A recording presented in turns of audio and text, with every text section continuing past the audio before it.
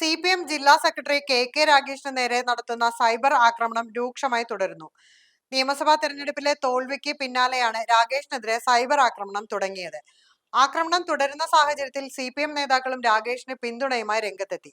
TP വധക്കേസിൽ ശിക്ഷിക്കപ്പെട്ട PK കുഞ്ഞനന്തന്റെ ചരമവാർഷികത്തിൽ അനുസ്മരിച്ചുകൊണ്ട് Ragesh ഫേസ്ബുക്കിൽ share ചെയ്ത പോസ്റ്റിൽ രൂക്ഷമായ ഭാഷയിലാണ് ആളുകൾ പ്രതികരിച്ചിരിക്കുന്നത്.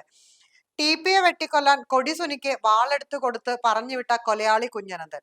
ഒരു കൊലയാളി അത്ര ഡെക്കറേഷൻ മതി, കൊലയാളിക്കും ഓർമ്മദിനമോ എന്നു തുടങ്ങി തെറിവിളിയാണ് കമന്റ് ബോക്സ് നിറയെ. കഴിഞ്ഞ ദിവസം അന്തരിച്ച പാനൂരിലെ CPM നേതാവ് AV ബാലനെ അന്തിമോപചാരം അർപ്പിച്ചുകൊണ്ട് സമൂഹ മാധ്യമത്തിൽ പങ്കുവച്ച പോസ്റ്റിന്റെ കമന്റ് ബോക്സിലും രാഗേഷിനെതിരെ ആക്രമണമുണ്ടായി.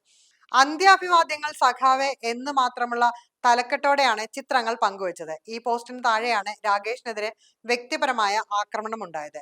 ബാലനെ കുറിച്ച് ഒരു വാക്കുപോലും എഴുതാതെ പോസ്റ്റ് ഇട്ടതിലാണ് വിമർശനം. ഫോട്ടോ എടുക്കാൻ വേണ്ടി മരിച്ചതാണോ? മരിച്ചത് പേരില്ലാത്ത ആളാണോ? ബാലേട്ടനെ അറിയാത്ത നിങ്ങൾ പാർട്ടി സെക്രട്ടറി സ്ഥാനത്തിരിക്കാൻ യോഗ്യനല്ല.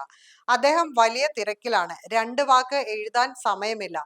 ആരാണെന്നോ എന്താണെന്നോ ഇല്ല, സ്വന്തം ഫോട്ടോകൾ മാത്രം. എല്ലായിടത്തും എന്റെ തല, എന്റെ ഫോട്ടോ, അതിലപ്പുറം ആരും കാണരുത്, അറിയരുത് എന്നിങ്ങനെയാണ് കമന്റുകൾ. രാഗേഷിനെതിരെ ആക്രമണം പരിധി വിട്ടതോടെ DYFI സംസ്ഥാന സെക്രട്ടറിയും മട്ടന്നൂർ MLA VK സനോജ് തന്നെ രംഗത്തെത്തി.